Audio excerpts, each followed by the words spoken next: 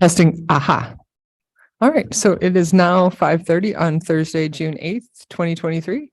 I'll go ahead and call to order this regular meeting of the Deschutes County Planning Commission. Our first item on the agenda is the approval of minutes from April 27th, 2023. Is there a motion regarding the minutes? I'll move approval. Okay. Is there a second? Second. Okay, so it's been moved and seconded to approve the minutes from April 27th, 2023. Is there any discussion on this motion? Seeing none, we will go ahead and proceed to vote. Commissioner Cyrus, how do you vote? Aye. Vice Chair Hofkamp? Aye. Aye. Commissioner, okay. And do we have anyone on Zoom here? Hi, Commissioner Williams. Commissioner Williams, how do you vote? Aye. Okay. Commissioner Altman is at our meeting, but she did need to step out momentarily. I'm sure she'll be back. For the record, I'll state whenever she returns. And I Chair Kearse will vote yes as well.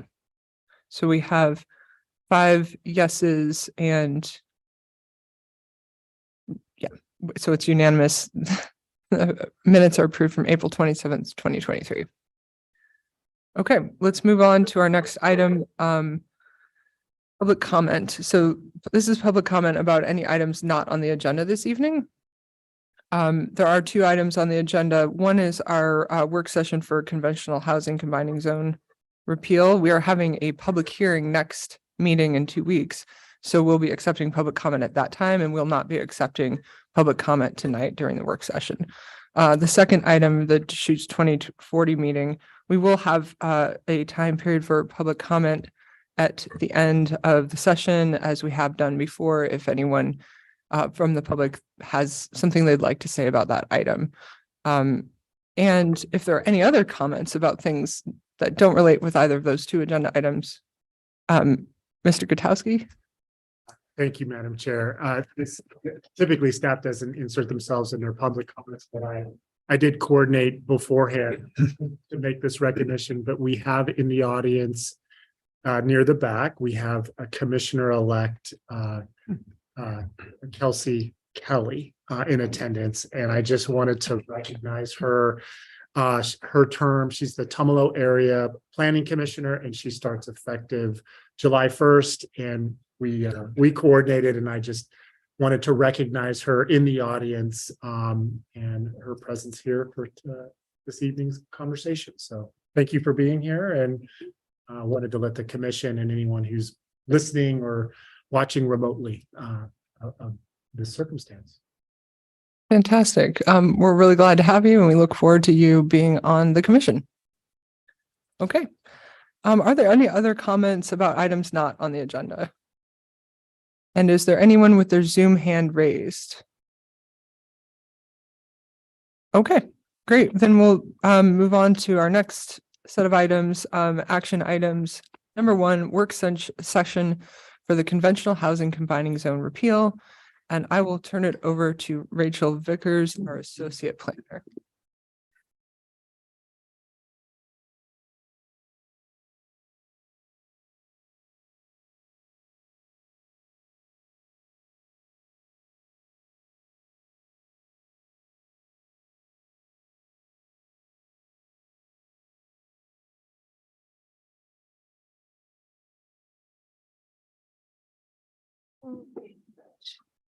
Good evening, Commissioners. For the record, Rachel Vickers, Associate Planner with the Community Development Department. For today's work session, we will be preparing for our public hearing on June 22nd for a staff-initiated text amendment to repeal the conventional housing combining zone.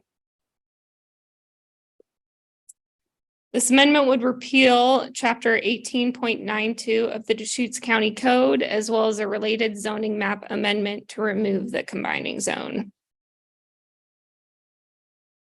The conventional housing zone serves as an overlay zone in 3 areas, 1 southeast of Bend, 1 to the west of Tumalo, and 1 to the east of Tumalo. The zone restricts the placement of manufactured and prefabricated homes, and based on staff research, it appears that this combining zone was created by neighborhood petition. The conventional housing zone affects approximately 505 properties, 360 of which are resource zoned, 100 of which are residential zoned, and 45 are split zone, meaning they have more than one base zone. The purpose for the staff initiated text amendment is twofold.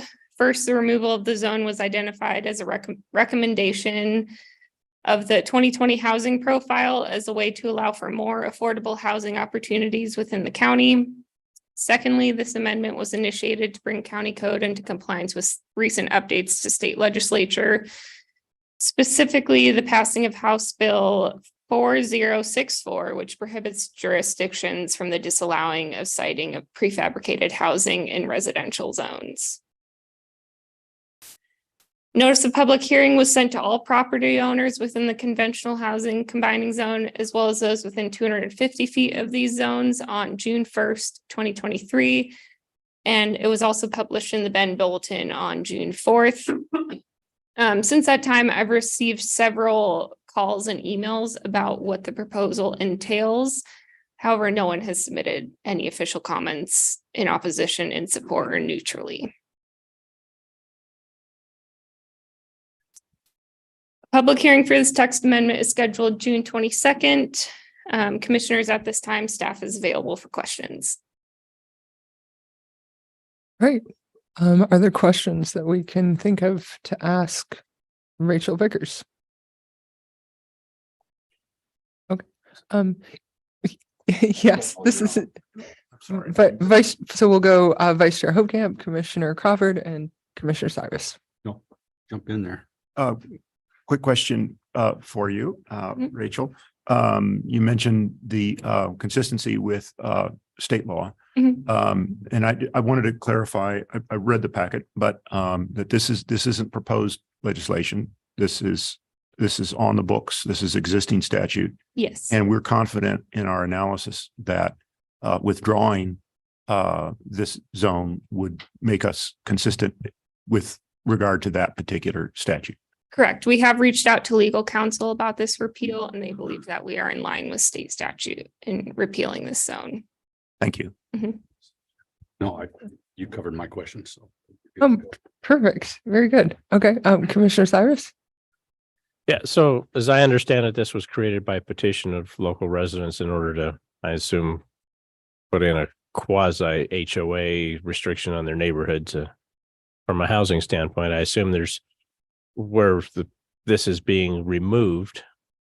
I assume there's probably no issue with regard to Measure 49 perception of the neighbors saying it's going to devalue their neighborhoods, et cetera. Yeah, correct. So staff discussed the Measure 56 notice in case of a Measure 49 claim, and we decided that it was not needed because we're removing a restriction instead of adding a restriction. So at this time, staff isn't concerned with the Measure 49 claim. Good question. Okay. I see Commissioner Williams has her hand raised. I also did read the packet. My question is, what are some of the resource zones that make up the majority of the properties? Good question. So 353 of the properties within this zone are exclusive farm use. 4 of them are forest use, and 3 of them are open space and conservation. Another great question. Thank you. Okay, let's see. Other questions? We got plenty of time today. Plenty of time. This is not a great question, but anyway, just to follow up on that, on my previous question about consistency with state statute.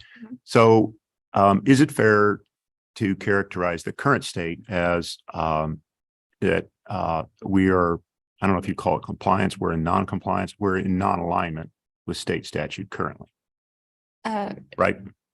That's correct. Will can correct me if I'm wrong, but yes, I believe with having this zone active, we are not in alignment with state Okay. statute. So then and Will can answer this too, but so what would be, just out of curiosity, the consequence of going forward without repealing this zone and remaining in non-alignment with state statute? Yeah, for the impacted residential zones, rural residential zones, someone could simply come forward and say, your regulation is precluded by statute, allow me to proceed. And, under consultation with legal counsel, we would do it. So that door is effectively already open. This is primarily, a tidying up the code and a communication issue. Somebody might come away with the wrong impression that they couldn't have a house that was built off site when in fact that's legal on the property. And we want to make sure that there's no confusion about that. I think that's the primary issue is a public communication rather than end legal effect. Makes perfect sense. Thank you. Are there other areas where we are in significant misalignment with state statute, particularly in concerning rural zoning that you know of? That's a big question. Sorry, put you on the spot like that. Who knows, right? This is a big question. I'm going to kind of drop a breadcrumb here and we can talk about it later. Okay. There's a portion of statute that comes out of ORS 197-304 having to deal with clear and objective standards. And it's a big topic. There's legislation in the current legislative agenda at the state level. Lots of discussion happening. In my experience, it takes about 45 minutes to explain it, but it's a potentially significant issue that falls in this category. Yeah. Thanks very much. I appreciate it. Will Yeah. and Rachel. Thank you. So, Madam, Commissioner Cyrus? I was gonna say, so the short version is this is just mostly housekeeping in order to keep us in compliance with state statute. Yeah, I would say that was one main part. And then the second is, as it was identified on the 2020 rural housing policy, is a way to bring more affordable housing into the county. But Right, thanks. There are a number of kind of state level groups and organizations that are trying to make it easier to put housing that isn't built on site onto properties. Of course, I think you're all aware that there's a real variety of that happening now. And some of it, I think probably when this was put into place, there was a concern about that, that tended to be relatively low quality housing that might impact the values in a neighborhood. And now some of this, offsite built housing, is of very high quality. And so they wanted, they're trying to make sure that this is not precluded in places that, that might be a market for that type of construction. So for the record, Commissioner Altman is back now. And you have to take off. We understand. Take care. So for the record, Commissioner Altman is not back now. I'm back and I'm leaving. We'll see you later. Sorry. Totally understand. Okay, other questions that we can think of here that might be good to know. Not seeing anything on Zoom either. Okay. I think we can conclude. Of course, I think if anyone has any questions, they're welcome to contact you and see in advance of the public hearing coming up next 2 weeks, if anyone's listening on Zoom. thank you. Thanks very much. All right, let's go ahead and move on to our next item. It's going to be the Deschutes 2040 meeting number 9. We're up to number 9. Spring engagement review. And I will turn it over to Nicole Mardell, our senior planner. Do we have Matt Hasty to here also, or not this one? Not Okay, This one, Okay. yeah, unfortunately, it's just me this evening. that's all Our right. consultants had some conflicts today. So I'm just going to pull up my PowerPoint here.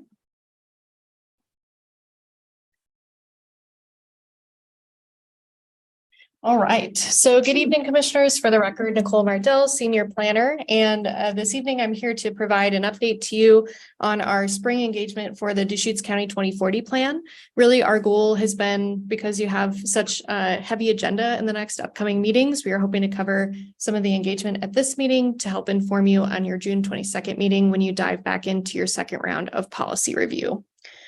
So this evening, I wanted to touch on a few things. I wanted to note a little bit about where we are in the process. So we've been straddling phase 3 and phase 4 of the process for a little while now.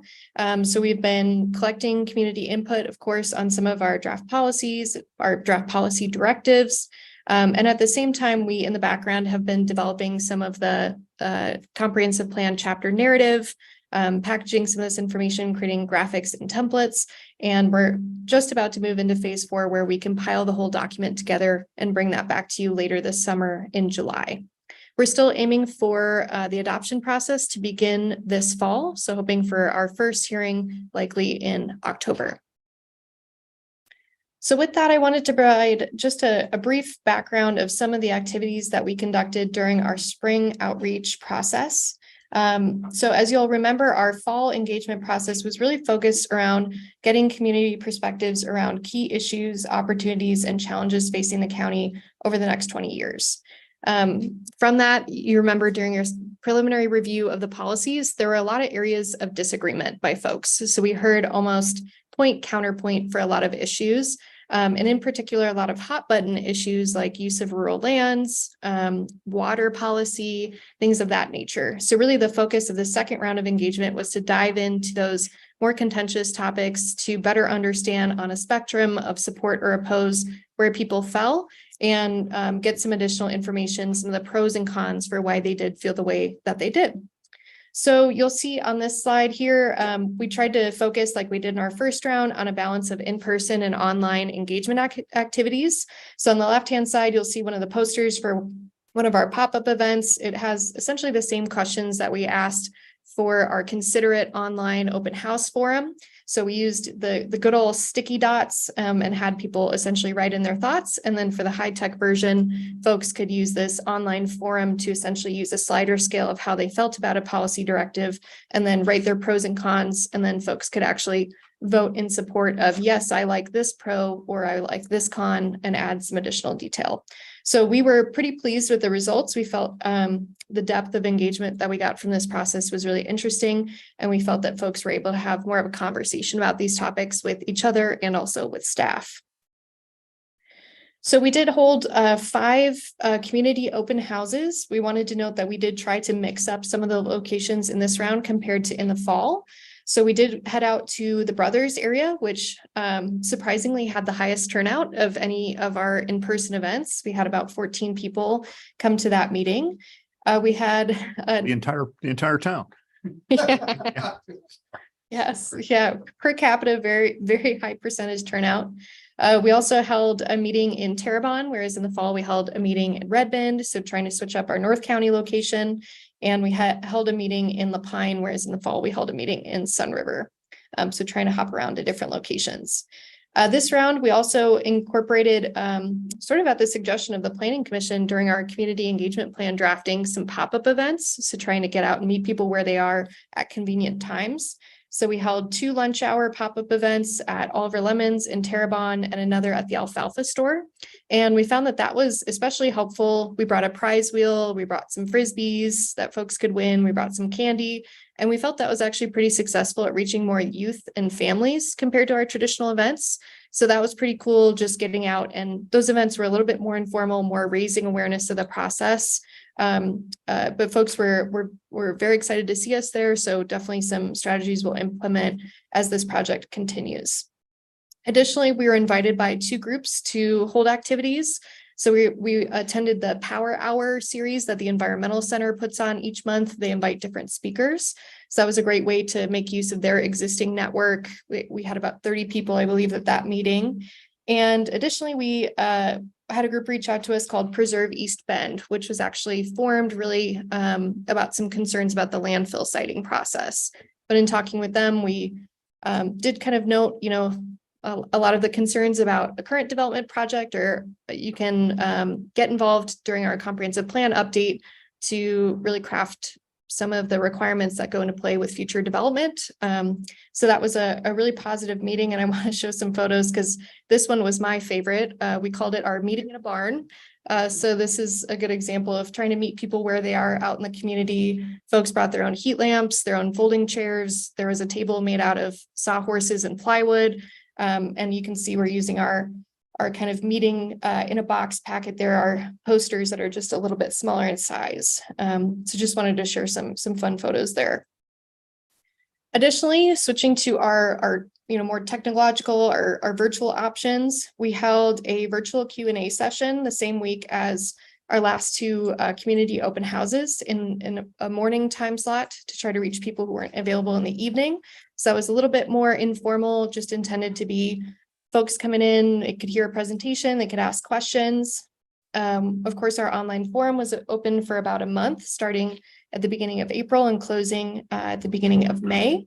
And this round, compared to our first round, learning some lessons, we tried to do a bit more of an extensive social media campaign. So myself and Ines Kurland, our application system analyst, we tried to strategize about some kind of, I guess I'll use the term clickbait style material to try to promote use of our online survey. So this is an example of one of the posts that we had on social media that warranted quite a bit of comments, likes, shares, and it's about our natural hazard sections. This had quite a bit of activity with the natural resource section of our online open house. And I'll tell a little bit more about kind of how we're reaching folks when I talk a little bit about our engagement audit. Additionally, again, high tech and low tech, we also learned from our first round of engagement that a lot of folks hear about community outreach activities through newsletters, word of mouth. So we utilized the list of folks that we met with during our Meeting in a Box series this fall, sent a flyer to them and asked them to circulate that to their networks, including their newsletters, things like that. So I wanted to move into our engagement audit. So as you remember from our first round, we have some metrics in our community engagement plan that we're utilizing to measure our success in terms of community outreach. So I wanted to highlight just a few things on this slide. As I mentioned, we're monitoring our social media to see who we're reaching. So in our first round, during our first audit, we noted we reached around 9,500 or so folks, and that increased by about 200% in this round. We had about 28,800 or so impressions or views on social media. So again, just shows the power of having a little bit more of a campaign rather than just a few posts. Additionally, we're seeing some continued signups for our constant contact email list. So we started the beginning of this process with about 83 folks signed up in the first month, and now we've actually surpassed 466. We're up to 500 now. So it just shows that we are still getting some new folks interested in this process as we continue on. And then you'll see there is, under our community open houses and workshops, we're seeing a slight decline in the attendance of those. Some of that is to be expected. We've noticed that in other planning processes, just a little bit of meeting fatigue, or folks feel that they've given their thoughts, they don't need to come back. But I did want to highlight that for our online open house, although we only had 156 people register and actually give their opinion and vote, we had about 686 unique visitors. So that's a conversion rate of about 20%. And we reached out to the creators of Consider It, the tool that we utilized, and they said that their average conversion rate is about 10%. So they thought that we were actually doing pretty well compared to other projects that they've seen using that tool. And also wanted to note that that online tool that we were using was funded by a grant by DLCD. Additionally, I wanted to note one of our priorities through this process was ensuring that we're getting proportionate geographic representation through our participation process. So on our online open house, we used one of our demographic questions was, what is your zip code, when folks registered to participate? And then we had our paper demographic surveys that folks could fill out at in-person activities. So we're seeing that we're within about 10% of each zip code in terms of proportionate geographic representation. So we're on track, but of course, we're continuing to try to find ways to reach additional residents. So for instance, in La Pine, we're South County, we're still seeing slightly lower turnouts. We are planning to attend Frontier Days and have a pop-up booth there. With that, I wanted to move into some of our online open house results. And I did want to share in the packet, you have your open house summary materials. It came to our attention that some of the screenshots in that were in the incorrect position. Essentially, they were kind of pasted in the wrong place. So I apologize for that, but part of the reason why I wanted to go over this is just to show the correct version of how folks voted on certain policy directives. And then the consultant did send me an updated version. That document we'll mail that out tomorrow morning so that you can view it before June 22nd. So I just wanted to note, I think I have about just 5 slides here out of the 15 questions that we asked. So these are, the ones that I felt we wanted to cover just because they were a little different than what was in your packet, but also because they were some of the bigger questions that we tackled with during your first round of review. So this question asks, should the county encourage rural residential development outside of urban areas? So you can see that quite a few community members oppose this, but then there was quite a bit of mixed reaction between neutral and then a little bit of support. So one of the benefits, again, of this process is that we utilize some of the pro and con features to dig in a little bit more and understand why people feel the way that they do. So one of the top pros for allowing additional residential development outside city limits is some folks said there's a lot of high demand for larger lot sizes than what's currently in city limits.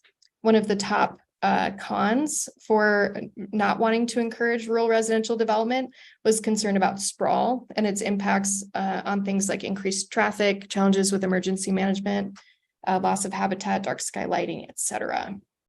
And I also wanted to note that this was pretty in line, although this is the online open house result, it was pretty in line with what we heard during the in-person open houses as well. The next item I wanted to talk about is almost on the flip side of what we just talked about, which was the use of RVs, manufactured homes, and accessory dwelling units, or the allowance of more of those types of housing in the rural county. On this, we actually had quite a bit more support. So some of the cons, the opposition was, yes, this should be allowed in UGBs, but not in the rural county. So essentially supported these housing types, but just not in rural environments. And then the top pro for allowing these was we really need any housing options, anything that can help our current housing crisis. The next one, you'll remember during our conversation, this one was pretty interesting during our first discussion of policy review. So this is kind of building off of what we heard in the first round of engagement of kind of 2 sides of the coin. What do we do with low productivity farmland? So this question asked, should we use low productivity farmland, rezone it to allow for greater opportunities for housing? So this received quite a bit of mixed feedback, mostly opposition. The greatest pro for this was, again, we're in a housing crisis. We should allow as much housing as possible. But also a lot of folks noted, hey, I can't really answer this. This is highly dependent on the location.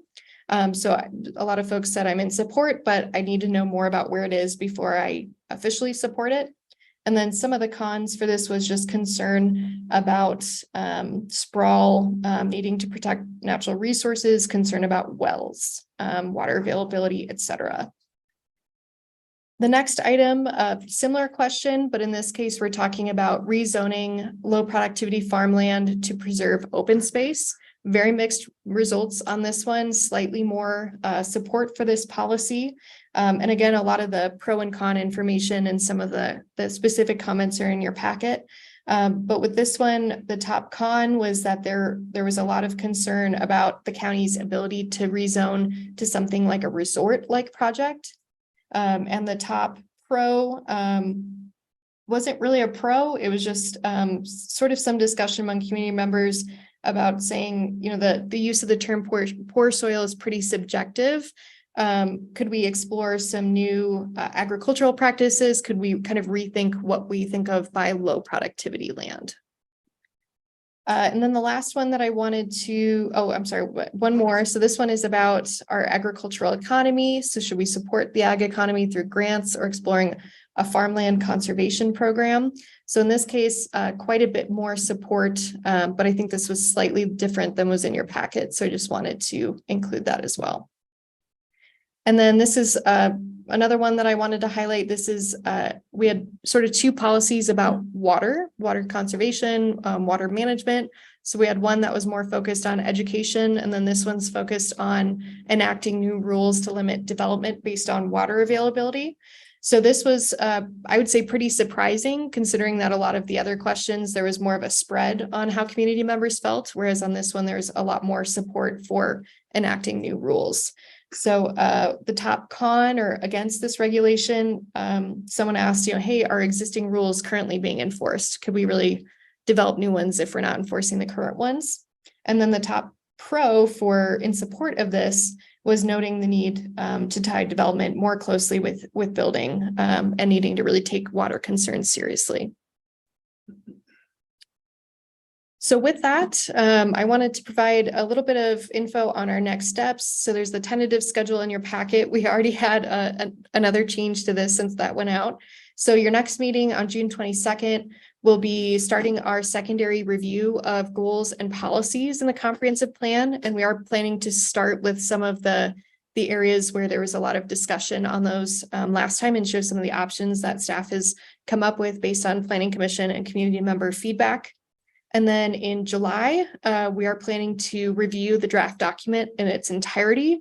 And then we have a little bit of additional wiggle room for some additional meetings as needed, but we are planning for our work session to prepare for the public hearing on October 12th and planning for the initial Planning Commission public hearing on October 26th. Just throughout this next couple months, staff is continuing to coordinate with our technical advisors and community members in just a slightly less formal style of engagement. So we are still, sending policies to agency staff, technical experts for their opinions. And I also wanted to note we're meeting with the Confederated Tribes of Warm Springs tomorrow morning. So just wanted to let you know kind of what we're doing more still behind the scenes. And we'll continue to report back that information. So with that, I welcome any questions. Right. Do people have questions for Nicole? Yeah, Vice Chair Hopecamp. Nicole, thank you. Thank you for the information. Really rich data in our packet, a lot to look at. It was really interesting. Thank you for the clarification tonight too. I thought in looking through this, I was getting turned around on what's a pro and what's a con. So I thought that maybe something like that was going on, but I appreciate the clarification. Although, I would observe that, it's one thing to put a dot on the spectrum of oppose and the support, but then you get into the comments and there are nuances and you highlighted that. So, so just really good, rich qualitative data, excellent outreach. Open houses were great. I think I went to one here, pop-up events, online forums, social media, newsletters, a lot of different avenues for outreach, and just like to commend staff for really going above and beyond to solicit input on something that, at least superficially might not be a sexy hot topic, but obviously is very important as our guiding comprehensive plan for years to come. So look forward to the next steps.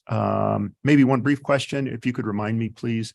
Our contract with our consultant, I imagine it can be extended if need be, but currently goes till when?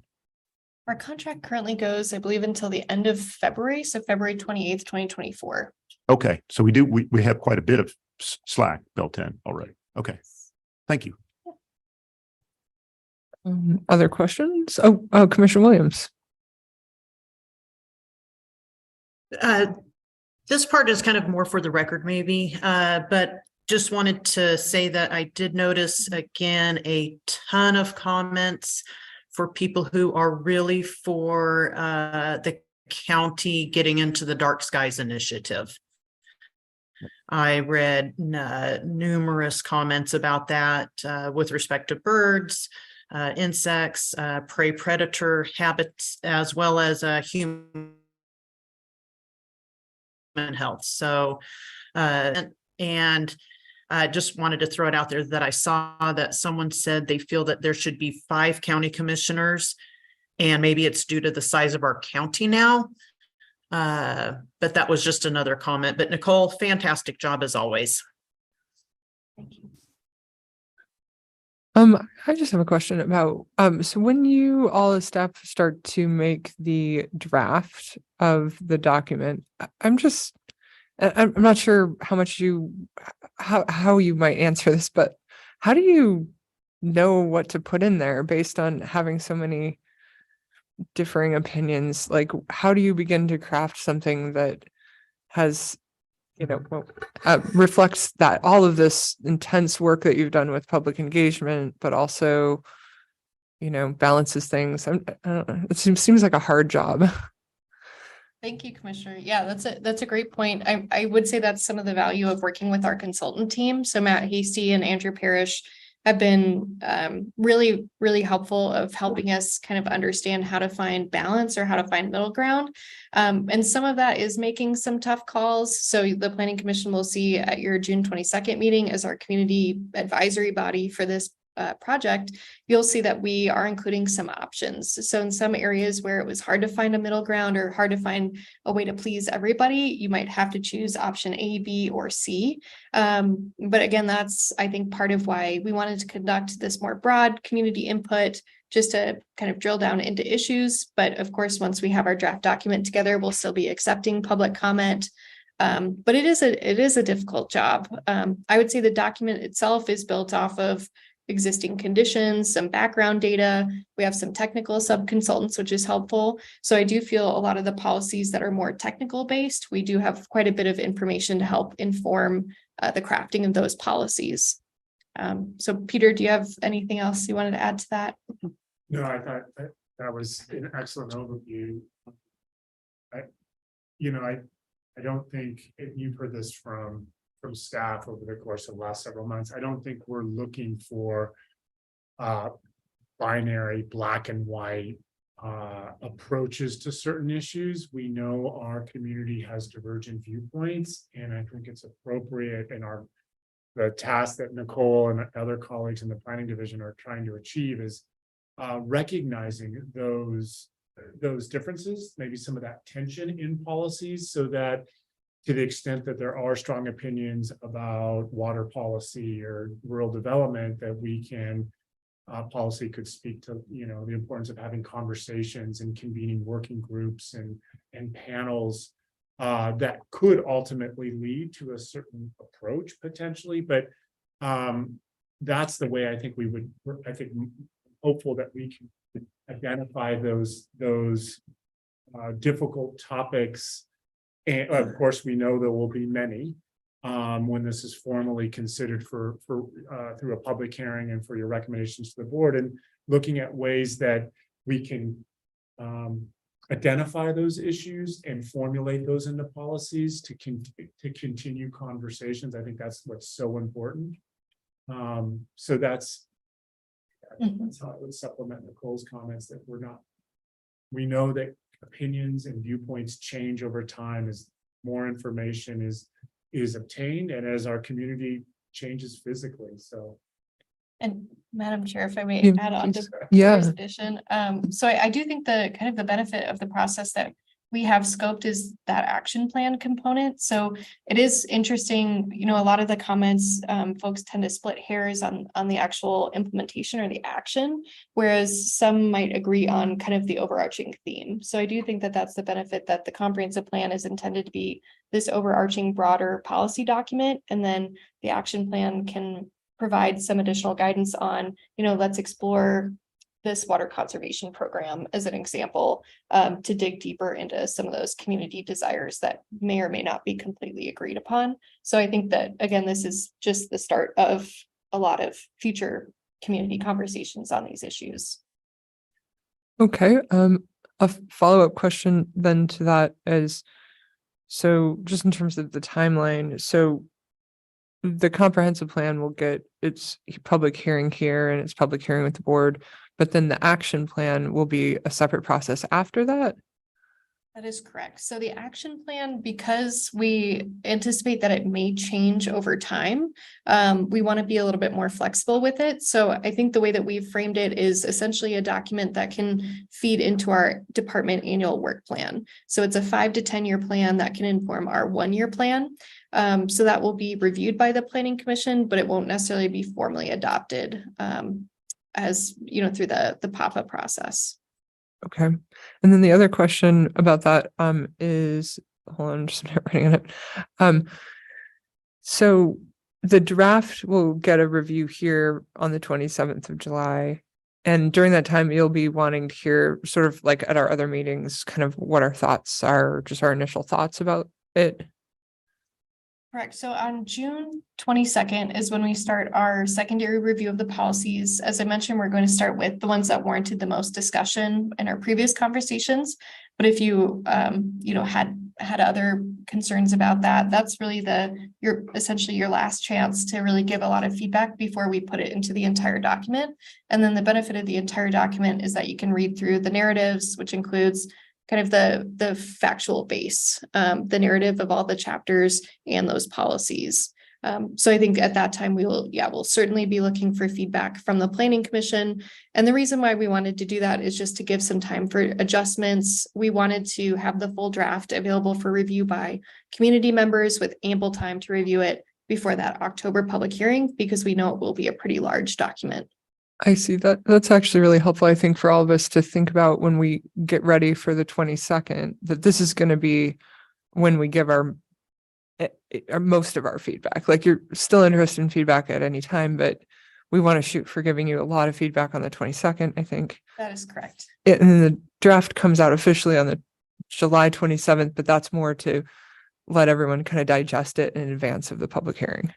Correct. And that's your chance to review the document in its entirety with the chapter narratives. So for a long time, you've only seen the goals and policies, where you'll be able to see the full package and offer your thoughts and feedback on the full package. Okay, but we should not wait till that time. We should get psyched for the 22nd.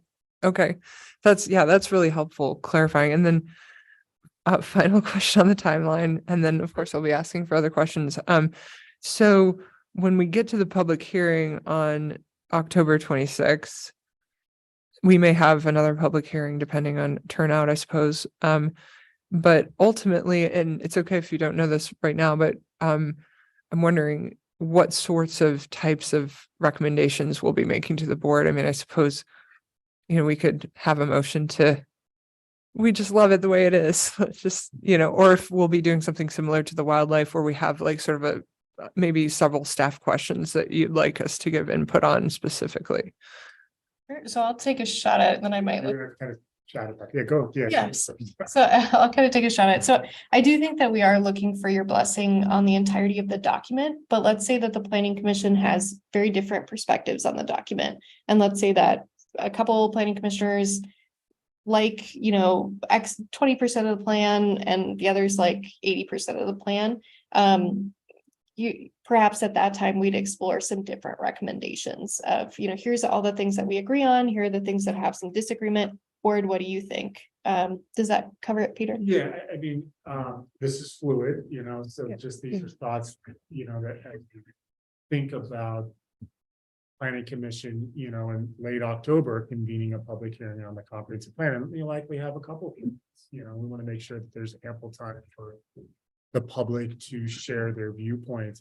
Similar, this is my crystal ball. I think similar to, I don't know if it was with psilocybin or with rural ADU amendment conversations, or maybe even mule deer. I think where the Planning Commission may find it easier to dissect the plan once you're in deliberations, is to identify what you're comfortable with first. And I wouldn't be surprised if the percentages flip, that 75 to 80% of the document you're comfortable with.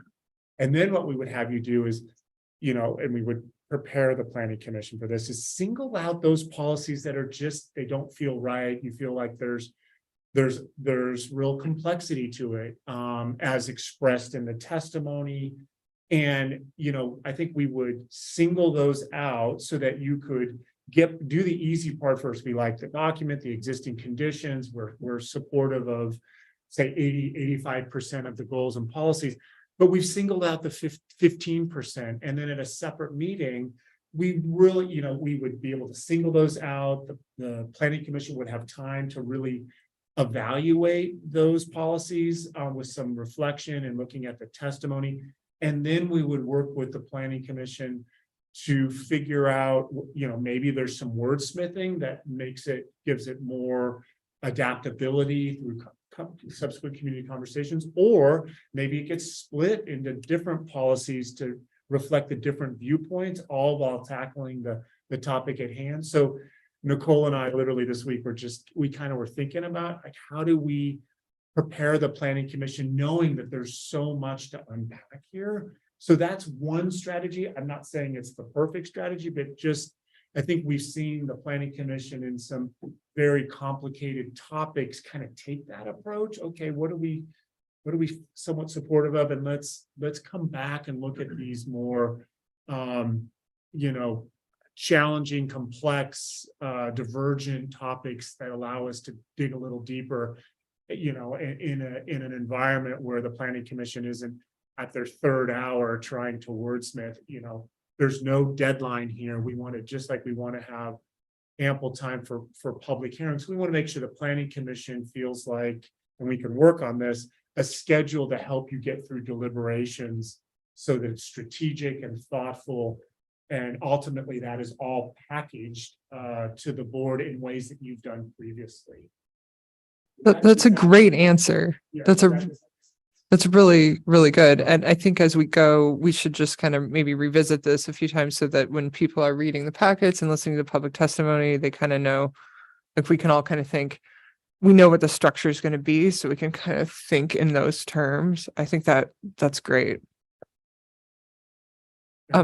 Just while we could, during the hearing process, I'm sure that's going to be, Nicole's done a great job of identifying those prominent topics where there's divergent opinions, and we literally could find, we could have a running whiteboard, that where a planning commissioner just says, Nicole, I think we're going to probably want to single out this topic or this policy, and we could literally be flagging that in real time, or it could happen during deliberation. So we'll figure it out. But I do believe that it will be very noticeable, those policies that have that tension, and that's okay.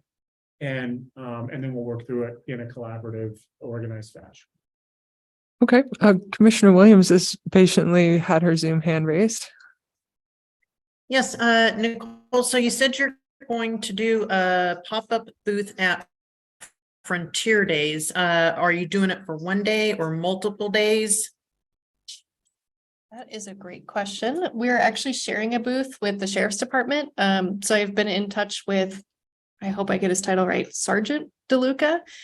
So he was, I will report back. I believe it's July 1st that we'll be out there, but he's going to get back to me, but I'll let the Planning Commission know. Okay, and July 1st is a Friday. You might get better results on Saturday, Sunday, or Monday, and that's just a thought there. And you are sharing it with the Sheriff's Department. Have you been in contact with the La Pine Chamber of Commerce, maybe to let them know?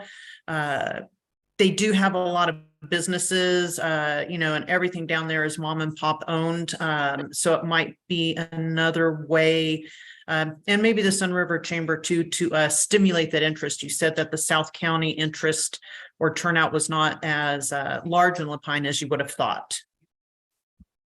Yes, actually, great points, Commissioner. Yeah, so I definitely heard about Saturday and Sunday being better turnout. So I'll work with DeLuca on that item. And then we have been in coordination with the La Pine Chamber and Sun River Chamber. They did help us distribute through their newsletter, the online open house link. But I will coordinate with them to see if we can spread the message about our presence at Frontier Days. So great comments. Thank you. Perfect. And they do have a good pie contest. Cool. Okay, other questions? Okay. in that case, I suppose we can move on then to planning commission and staff comments. Let's just start with staff. Peter, do you want to go first? Thank you, Madam Chair. Do have several updates for the Planning Commission. Wanted to let all of you know, in addition to Ms. Kelly's appointment as the Tumalo area representative, on Wednesday, the board appointed Patrick Trowbridge, who's a resident of Deschutes River Woods, to be the Planning Commission at-large member. So like Commissioner-elect Kelly, Patrick will start on July 1st. And I've been coordinating with Commissioner-elect Kelly, who will not be available on the 22nd due to prior conflicts, but I think Patrick will be here and we'll do the same introductions. He may also join for Commissioner Crawford's farewell feast. Just to, out with the new, in with the new, out with the old, but no, in all seriousness, we want to provide a nice transition for all those involved. So I thank both Chair Kiris and Vice Chair Hovkamp for their participation and during the interview process this spring. I think it really was a robust process, and we had just tremendous candidates, as the two of you are well aware. So thank you for your participation on that. And we're excited to continue the Planning Commission's work as we transition into summer. The second item is just a heads up that the Community Development Department's work plan is going to be considered for adoption or approval by the board on June 14th. So the board had their public hearing on May 31st. There really wasn't any significant testimony. Again, as the Planning Commission, one of the themes that we talked about is we have all these carryover multi-year projects, and I think that's a reason why the public in their kind of silent majority was very, I think, supportive of the work that this Planning Commission is going to be undertaking next fiscal year. Which brings me to something that's been passed on to me, and I think the Planning Commission will find it helpful. Will Groves and it'll come from Will. Every Friday, we're going to give you, to the best of our understanding, what the Planning Commissioner's calendar holds over the next, several months. It will reflect a kind of a status and time, knowing that items can move around, but we thought why we didn't do this sooner. I think it was just a blind spot of ours, but I think the Planning Commission will benefit. There's a lot on your plate to Commissioner-elect Kelly's perspective. That you're going to be tackling, the transportation system plan update, Tumalo community plan. I don't want to take topics from Will, but it's going to be a robust summer and fall. And I think you benefit by seeing those dates. And, you may inevitably have conflicts, but at the other, you may also have some flexibility when you want to you have an event or something that has a little bit more flexibility, how to work it around your schedule. That's just putting it on your radar. And in light of that, I wanted to let the Planning Commission know that there's going to be a joint board Planning Commission work session, not immediately, on September 28th. So you would see that on the calendar. And then a placeholder, Will and I are going to begin talking about this, and we'll likely want to get our chair's perspectives and then come back to the Planning Commission to talk about a retreat, given the fact that we're going to have new planning commissioners. And that date there's availability for a retreat on September 14th. So more to come there, but just wanted to acknowledge the calendar and what we're thinking about. So it's on your radar. And then the last thing I wanted to share with you, and I'll provide the Planning Commission with an official copy in early July, but I, in coordination with the management team, prepared a strategic plan for the Community Development Department. It is more of calling it an audit is pretty strong. It's more of an internal assessment of our operational experiences and I dare say challenges that we're facing today. And the document identifies kind of some lessons learned, like, we need to be thinking about succession planning and how to plan for attrition, looking at ways to for promotional paths within our department, all 4 divisions, not just planning, but building division, on-site wastewater and coordinated services. We should be, really within CDD doesn't have the authority to make these kind of decisions, but to support compensation for our employees, just given the challenges that we're having with retention and recruitment, investing in technology, investing in training. And then there's some strategic initiatives that I've identified that genuinely just, are trying to demonstrate, in this case, to the Planning Commission or the Board of County Commissioners, or to our stakeholders like Central Oregon Builders Association or Central Oregon Realtors Association and others, our customers, that we're committed to high levels of customer service. We're committed to our employees now and in the future, but we have these experiences that are important to acknowledge. And so the document hopefully tries to package that in a very professional way, in a meaningful way. So I've shared it with the entire department on Wednesday. We had an all CDD meeting, and I'm asking for their feedback openly of what did I miss anything? Are there other ways that we could frame these strategic initiatives? And once I finalize it, I want to share it with you. So the Planning Commission isn't necessarily concerned about what's under the hood and how the engine's running necessarily, but I think it's important to share it with you. One example, I'll be finished and we can go to Will and Nicole, is, in 5 to 8 years, approximately 15% of our staff, many managers will reach retirement eligibility or reach retirement age. And so we need to be thinking about succession. We don't know when these retirements will happen, of course, but we need to be thinking about how do we invest in our department, maximizing institutional knowledge in ways that keep us accountable to our customers and our constituents and our stakeholders, of which the Planning Commission is certainly one of those groups. So there's a lot to think about. And again, it was just I thought a respectful way. I don't think we've ever done a strategic plan like this. It's a 5-year strategic plan. I probably should have said that in the beginning.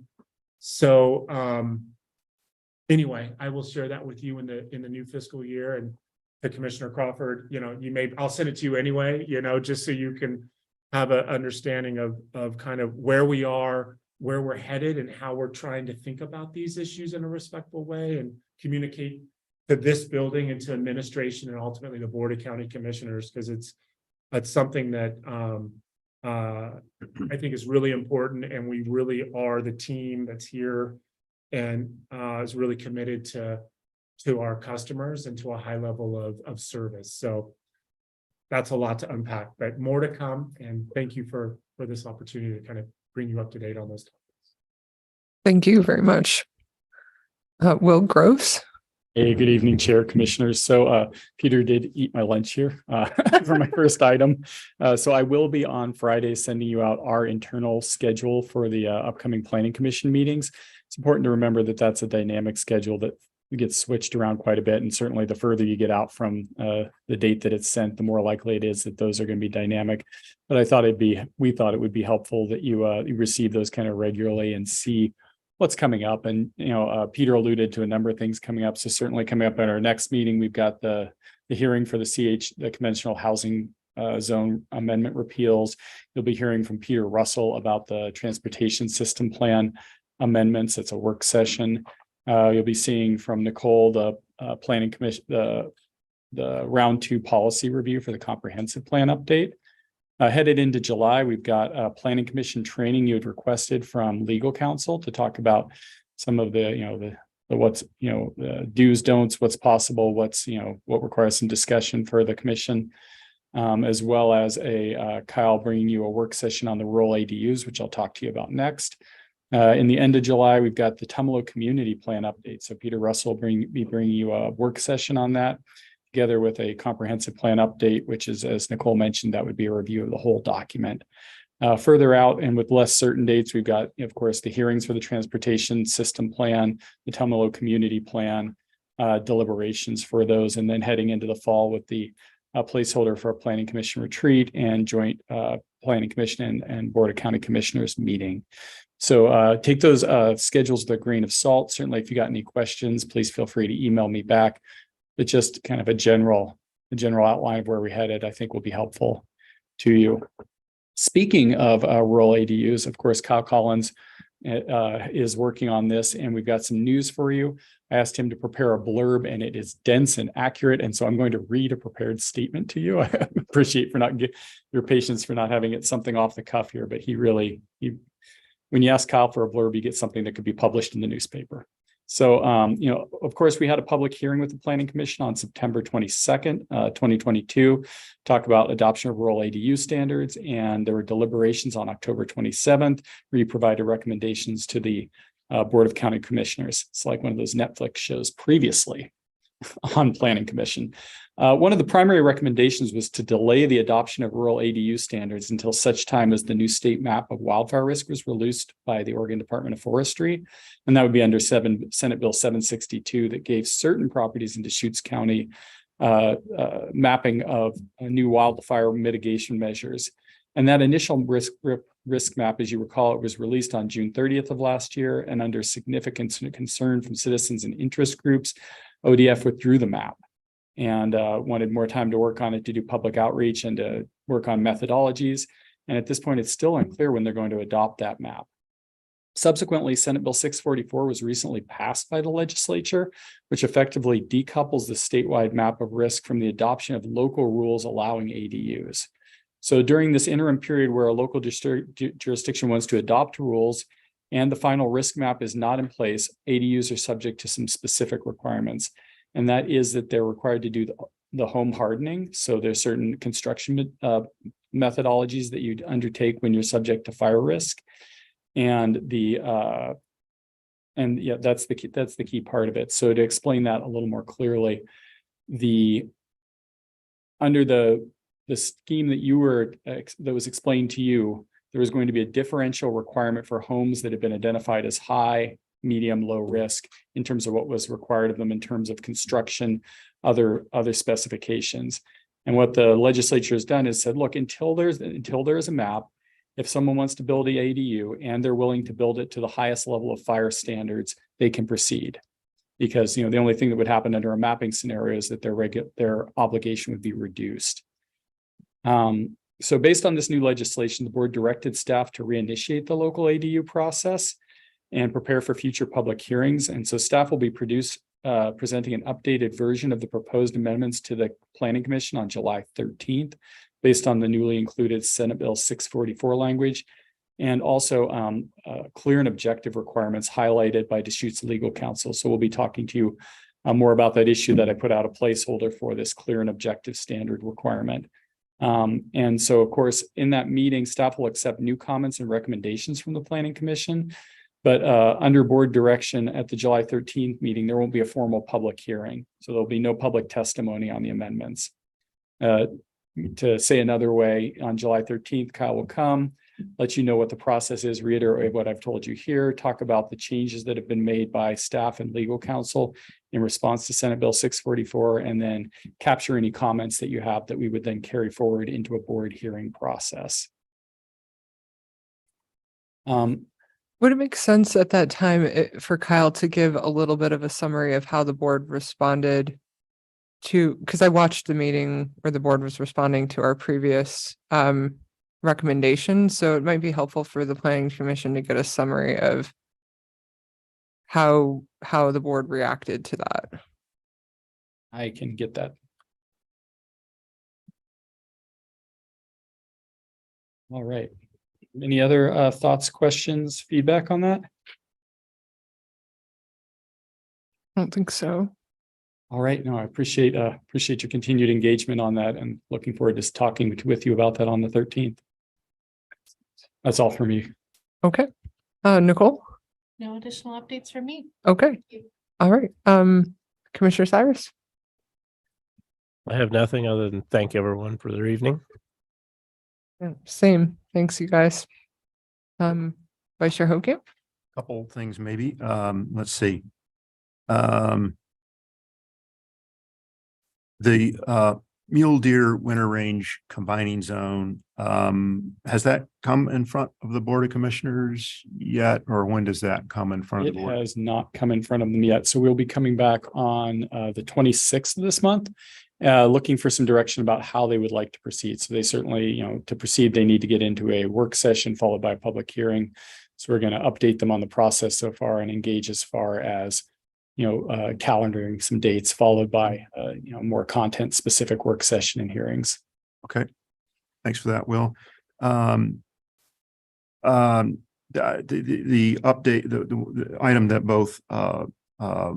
Kotowski and Mr. Grove spoke about in regards to an update on Friday about PC Planning Commission agenda items coming up sounds great. Appreciate that. I think that will be useful.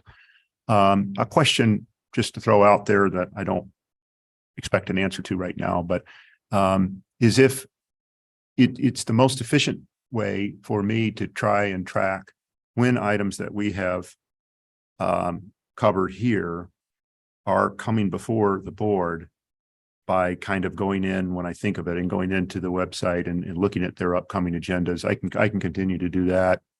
I don't do that with great regularity. Sometimes I forget and it's like, oh, dang it, I would have liked to have known. But if there's a more systematic way, Mr. Kotowski just mentioned one actually during his comments, but if there was a way that was more systematic, maybe part of this thing about our own agenda items, especially those higher item things, especially ones where we've had public hearings or continued public hearings, it'd be nice to know that. We maintain a similar document for board items as what I'd be sending out for the Planning Commission. So with the same caveats, I can provide to you as part of that outreach. Hey, here's what the board's working on in the near future. Again, with the notion that those days, we're at the whim of the board administrative office, and we get kicked around, from dates, with some regularity. But you'll know as well as we will at that point what's coming up. Okay, thank you for considering that. I know it's a lot to track, and Makes perfect sense. Yeah. Okay. It's just a copy paste for me. We have a list, and I think it's been a blind spot for us. So thank you for identifying that, and we can easily adapt. Great. Just as Will noted. Thank you. Yeah. Let's see. Very nice to see Commissioner-elect Kelly here. Welcome. Look forward to welcoming you up here in a month or so. Thanks for being here. And then just a soapbox comment, a very brief one. So tonight we were talking about the comp plan, obviously. Mention was made of of an action plan and the annual work plan, and now maybe a strategic plan. And the comp plan will be essentially a 16-year plan by the time it's approved, say something like that. It's 2040. Strategic plan I heard is maybe a 5-year window, something like that. And then we've got an annual work plan. And these things have different timelines. And I realize there's different functions and, internal, external, 30,000 foot view, more specific kind of immediate actions. And realizing I'm talking to a room full of planners, just, a note that it's hard to track all those, and please, a request for your forbearance when I inevitably mix those up as I do. And, I don't know, a note to you to where you can consolidate those or have one as a chapter of another or something like that. So it's less for you to have to cross-reference and always, but you're all planners and I'm out of my depth in suggesting that. It's a lot. Anyway, more power to you. Thank you. And I want to acknowledge that there are a lot of plans. I think the the addition of, between the work plan and the comprehensive plan, the action plan, I think we all run into this in our lives, that there's the problem of things that, we're going to do someday that turn into never. And, and this is really a goal, that plan is specifically to close that gap, but you're going to see that, in specific context. So we'll be coming to you for example, for a work plan, and we'd say, hey, these are the concerns of the day. In addition, we made a plan in the next 5 years to deal with some other stuff. Here's, what goes into the mix, what's important to you. Has some of this been deprioritized, or is it high time we get to it? So, as you interact with each of these, they'll be situationally identified, and you'll be taking actions in response to a particular one rather than having to think about all of them at once. Thank you. I'll still confuse them, but thank you. Commissioner Crawford? I'm good. Okay, I and think. you're good. Commissioner Williams? I really like the idea of getting future, what we're doing, and it's always going to change, but for those of us who are working, and it really helps us kind of plan forward.